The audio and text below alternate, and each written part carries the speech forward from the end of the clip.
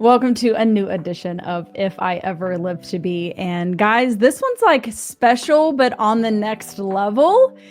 I won't reveal our ages, Victoria, but Victoria Loggins is with me today, and we're going to talk about this fantastic book that she authored, which I hold in my hands, Close to Forever: A Life Well Planned.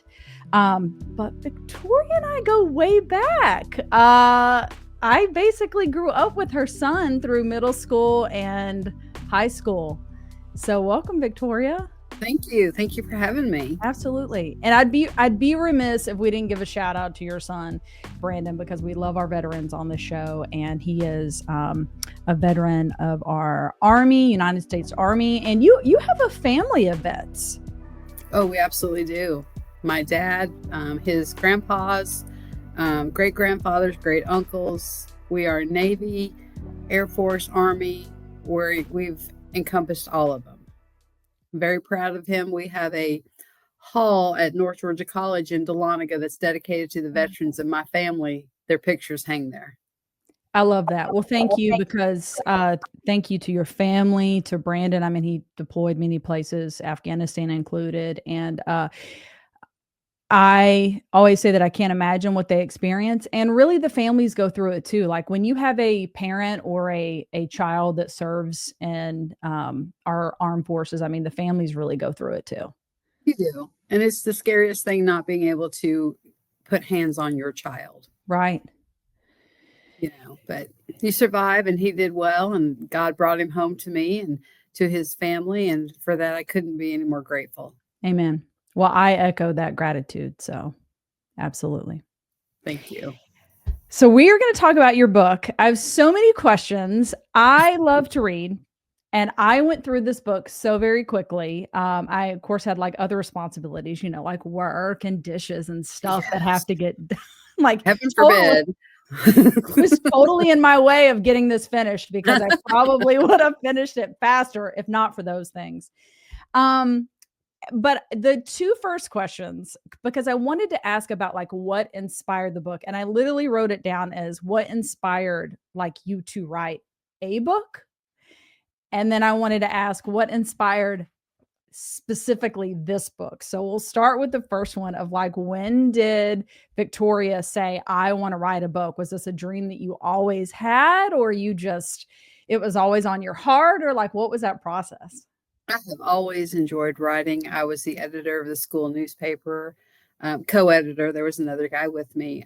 Loved it from the get-go. My mom was a very, very talented writer.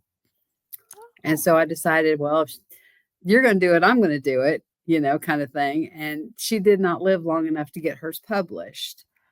So I kind of messed around with mine, taking here and taking there. And then when my brother passed away, it was like, no, I've got to get this done, because this at that point was something that someone in our family needed to complete. And as far as this book, it was spearheaded really by my brother's passing, because your life, you do have it planned out. In high school, you're going to be president, you're going to be an astronaut, you're going to be whatever, and you end up working at Arby's, and it doesn't matter. You plan your life. A job's a job, the way I see it. I'm just that kind of a person, but you plan your life and you know what you're going to do. And then your life takes this huge turn somewhere and you go way off course of what you had planned. Doesn't make it bad, just makes it not what you had realized it was going to be. And that's where this was taking me. I've heard people say that a book literally writes itself, and it really kind of does. Because as your thoughts are going and you're writing this stuff down and you're implementing everything, it's like, as I would do some twists and turns in here, I was like, well, that was good. That wasn't where I was planning, but that was good, or I don't think I like that much. But it was all mostly based on enjoying to write, enjoying editing a lot, and then just wanting to finish something in honor of my brother. Yeah. When I know you dedicated this to him, and that's a super special recognition to finish this for your family and then dedicate it to your brother. No, he was an amazing guy. He was hilarious. I feel like, when you were talking about where you work and we have our life planned out, it kind of feels, I should know the scripture by heart, but it's along the lines of like, the man makes plans and then God determines his steps.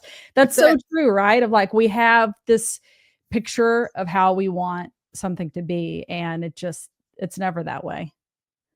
Oh, exactly. And I give kudos to the people who do stay on task.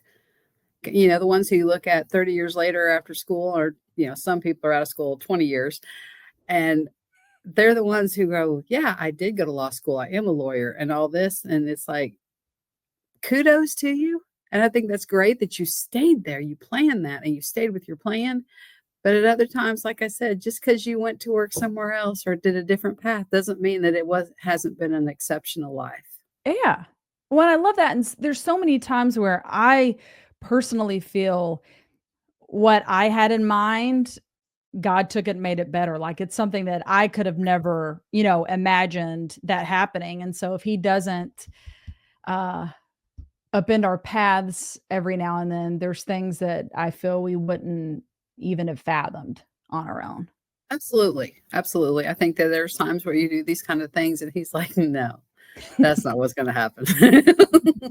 You I think love it it. is. He's No. got a sense of humor. It's Yeah, true. he has to. I've been married to my husband for 40 years. He has to have a sense of humor. Oh, well, okay, so when you were writing, you were like, "Okay, I know I need to write a book." What inspired this particular story of Alex and Oliver? I guess looking back on somewhat of what I lived, what I went through, and it's just one of those things. I knew who I was going to marry. I knew what we were going to do and all this kind of stuff. And she just seemed so determined, you know, and he seemed determined. And then they kind of got wishy washy. So it was kind of like, I understand that's where my plan started too. And that's just where it started from. It was like I said, high school, it's like, no, I've got this and I know exactly what I'm going to do. And I did none of it. Like I said, I deviated from that track completely. But after Brian passed away and I got looking more and more into it's time to complete something. Mm, I mean, yes, I'm a wife and yes, I'm a mother and I'm a grandmother and all this kind of stuff. So the big stuff has been taken care of. My family, that's everything. yeah. But this was so important to me. And I thought, okay, some of it's based on where I started because I was older than my boyfriend. And and then I decided, nope, let's run with it. A lot of the names are people I've known throughout my life, and I wanted to honor them in this book. And some of them may not feel that it was an honor. Who knows? Hey, that's sometimes part of the beauty of writing a book that's yours, right? The names can be changed to protect the guilty. That's it. So you mentioned, because I didn't even get into that in my intro. I mentioned that you're a mother, but obviously you have a full-time job and you're a grandmother too. Like, what was the process for writing this book? Were you like having to get up early and dedicate time to it? Like, how it's a process.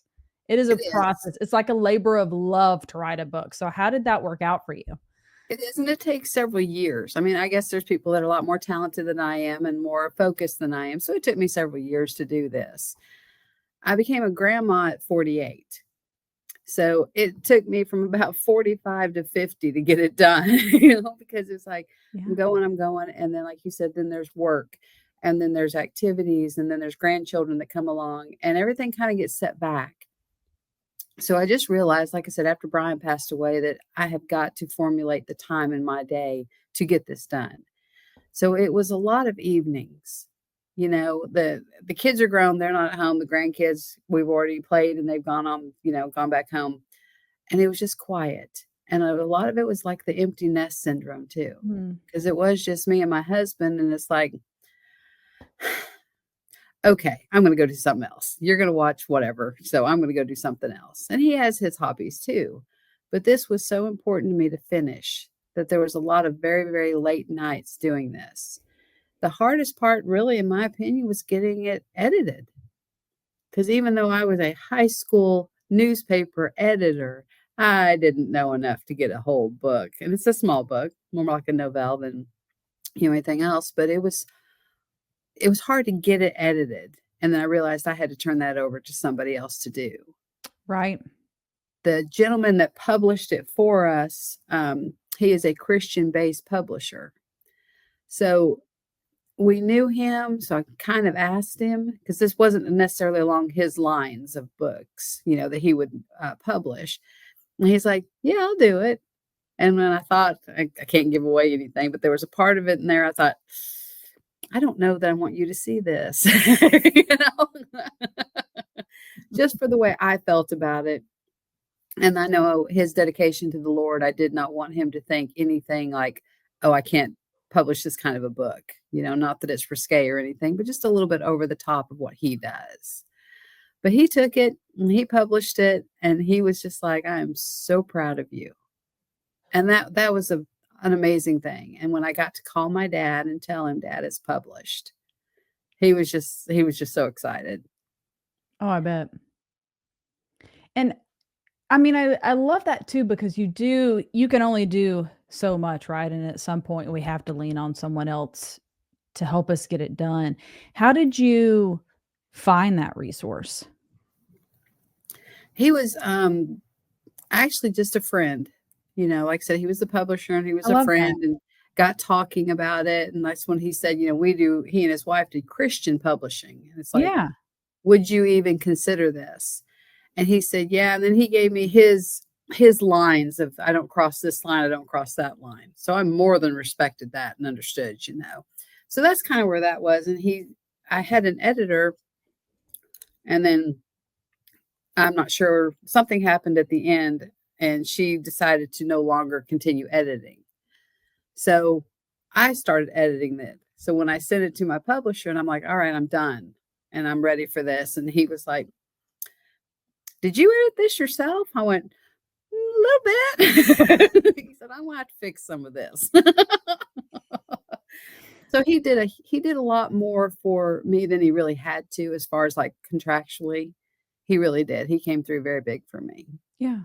Well, I mean, that's just another um showing up of God to help you get this done. I mean, he absolutely, places people in our lives that we may not even know that they do a thing. Like I love that when I'm like, we're already friends and I didn't know that you could help me Exactly. through this thing, right? Like over into the future.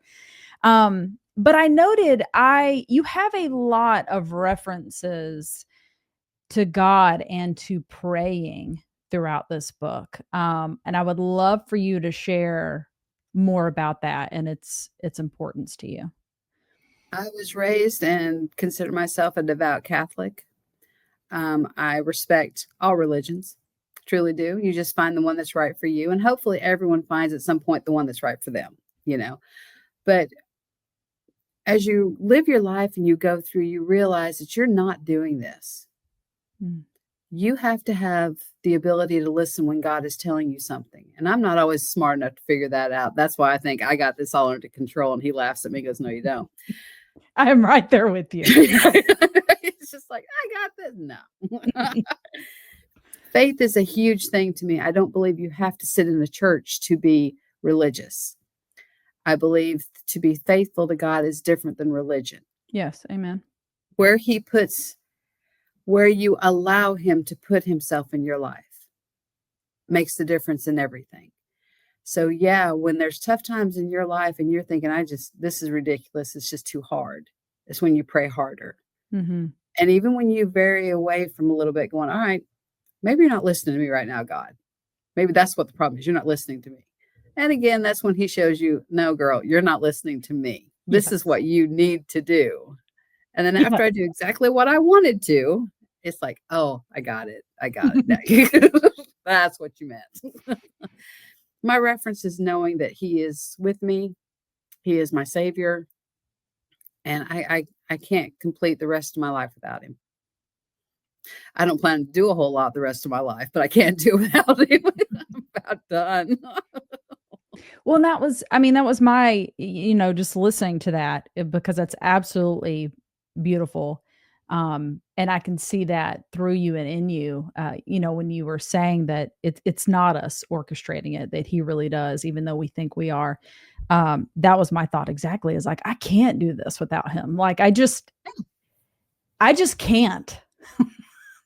I I think, feel for the people that don't want to incorporate him to their lives, their choice. Of course, we have free will, and just to say I hate it for them isn't enough. But I do. I hate this for them because when it's all just not coming together and it's tough, and then all of a sudden here it is, and you have to think. I have to think that was you. That was Mhm. totally you, God, because I couldn't have done it. I knew what I was doing. Again, no, I didn't. He knew what I was doing and he was waiting for me to wake up, but Right.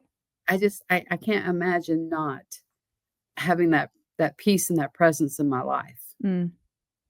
When you said it, there's a chasm of difference between religion and relationship. Absolutely. Absolutely.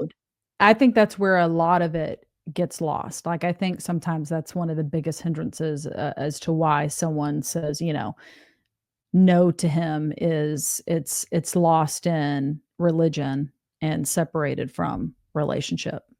Mhm. Absolutely is. I have had significant different disagreements with friends of the way we view things, but you believe your way and I'll believe mine. And I would never insult yours because it may not be the way I see it, but I think you just have to have it anyway. And it takes all kinds, not everyone's comfortable in a Catholic church. We all do those Catholic aerobics, and those people just don't understand why do we sit, stand, and kneel the whole time. And I've been to my friend's church, and the preacher did a lot of yelling. And that's fine. They were all very comfortable with that. Scared the bejesus out of me. So, because it's very quiet and monotone and all this, but it worked for them. Mhm. And that's what's important to her. And that's all that matters to me. Yeah. So, in the context of this book, how long did you say you and Joel have been married? 40 years. 40 years. Um, I was 12. right? We just look really great. Yeah. Um, what what would you say has kept the 2 of you together for 40 years? We always said that we didn't want a divorce because whoever filed had to take the children. So we decided we had to stay together. I know that there's more than that. 'Cause it's hard, I mean, especially I think of we're gonna get to the ending of this book because I don't wanna give the ending away, but it's so very difficult, right? Like, life is just hard in general, so there's that. Then you add, like, someone else's life that's hard, and marriage is essentially like, who do you wanna go through that hard with? Mhm. That's exactly it. So there's, I don't know, it just feels like it's so easy to just say today, "You know what? I don't really like this anymore, and I'm out." Yeah, and sadly that happens more and more. I don't I don't believe in my heart that you should stay in a marriage you're miserable in. I absolutely do not. I don't believe in divorce, but I don't not believe in divorce. And I know God says divorce should not happen. I know that. And I don't doubt his word. But I also believe in a loving God too. And I just don't believe if this person has put you through total chaos for so long, or you have been the one who's put them through chaos and you're mature enough to see that about yourself. I do think there's times then when you do need to move on. As far as Joel and I, we balance each other. Not always well, but we do balance each other. He is, we're both very strong willed people, you know, but he brings a lot of good out in me. And I know I'm good for him. You can ask me, I'll tell you. I know that I He would tell me that, I know he would. am. He is good about whatever wild idea I have or impulse. It's like, let's go do this. And he's like, you really want to do this? I do. So we get halfway through and he's like, "Do you still really want to do this?" No, I don't. He's along for the ride. So No, I love that, and you're so right. We do have a loving God, and I even think of situations of abuse, right? Like he does not. That is not what He made us for. That is not what He made us for. Is to stay in those situations.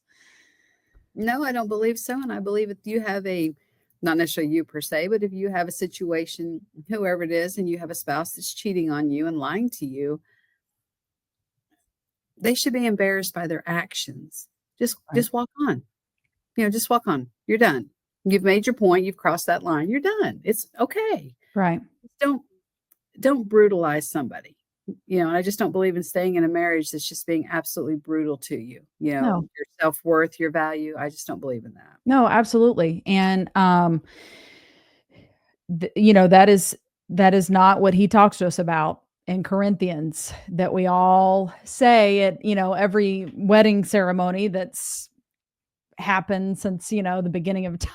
Not the beginning of time, but it feels like that, right? Like It it's does. like we all stand up there and we say Corinthians, and then we you know so often can forget about that. Like I remember growing up, I was like, wow, we put so much stock into the marriage, the wedding ceremony, and we don't put, that much stock into the actual marriage. And when you deviate from that, and when you deviate from God's plan, um, you're right. I mean, it's just he did not place us here to be miserable. I mean, everything with God isn't, just because I've God in my life doesn't mean everything's a bed of roses, but He does not place us on this Exactly. earth to be miserable.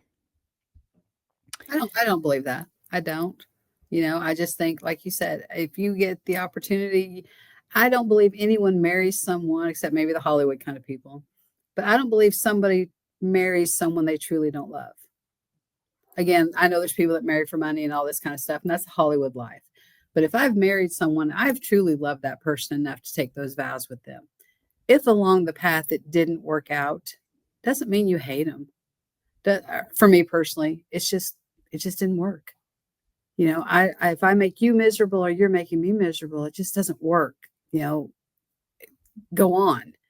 I don't believe in carrying ugly in your heart. I just don't believe in being mean and carrying ugly.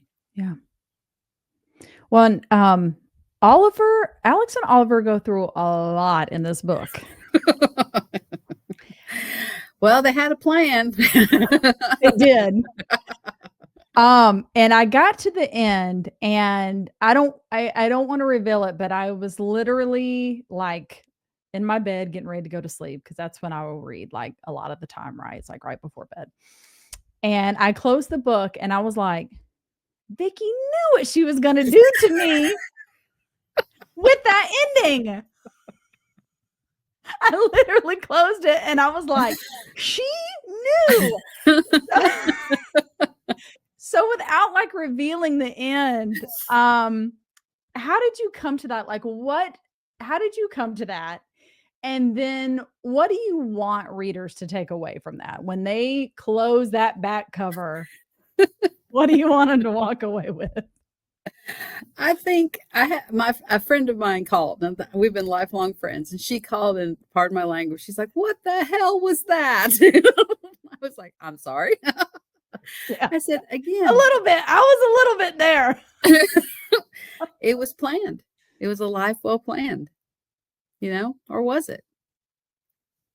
It's just one of those things, you always expect the happy ending and they run off and live happily ever after, or you expect, no, this is just bad from the get-go and they'll divorce and won't ever see each other. It's just they had a plan Yeah. and it deviated, and he helped deviate that a good bit, but it was close to forever. They almost made it. That was just the way I saw that. I think I felt at the very end that we really had to U-turn.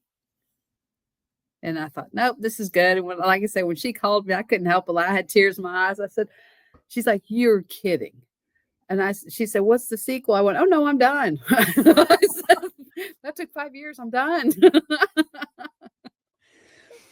Well, and that so led me to one of my questions that I wrote down, because I typically love like some sort of words of wisdom or piece of advice. Like I love to leave our listeners with like something to kind of look forward to, something to take away with. And my question really was, after I went through all this with Alex and Oliver, I was like, what do you say to those people who are like, because I feel like they did everything right.